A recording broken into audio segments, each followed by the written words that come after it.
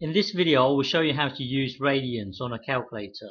So every calculator will be different. So you might have to get an adult to help you with this. But then on any calculator, there should be a way of switching from radians to degrees and from degrees back to radians.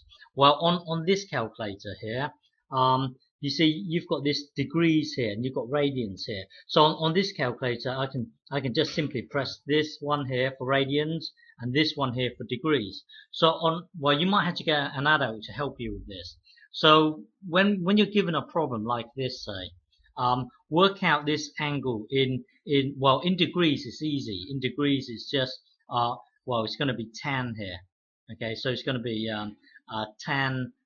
Well, with radians, you to work this out in radians, it's pretty much the same technique. You know you're going to use tan here. So so it will be always tan the angle equals 4 divided by 3, and it's the same process. So theta here equals inverse tan of 4 over 3. Okay, so now it's just a matter of working this out and then press the inverse button. Well, let's do it in radians here.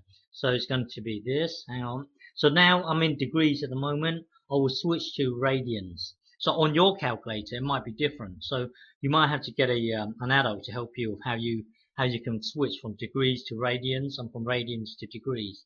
Well, on this one, it's just simply pressing this button for degrees, pressing this one for radians. But because I want the angle here in radians, so I will set it to radians, and then basically on this calculator, I have to work this out first on my calculator.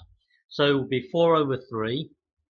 So I would get 4 divided by 3 equals this, and then inverse tan, inverse tan, and then this would be 0.93. So theta here equals 0.93. So this is 0.93 radians. Okay, remember that. Remember this circle here. This here is 180 degrees, meaning it's meaning it's 1 pi here. From here to here is pi. So this one here is 0, and remember pi is roughly 3.141. So it's roughly you dividing this into roughly 3 pieces. Well, 1 radian is here, 0.9 will probably somewhere around here. Okay. Well, here's another example. Suppose you're given this here, and this here is in radians. So how would you work out x? Well, it's the same technique. So here you're going to need sine. So it will be sine the angle, which happens to be this, sine pi over 5 equals x over 7. So if I want to know x, then I would multiply both sides by 7. So it would be 7 sine pi over 5. And then on my calculator, your one will might be different. On my calculator, I have to work this out first, and then I have to sine it, and then I have to multiply it.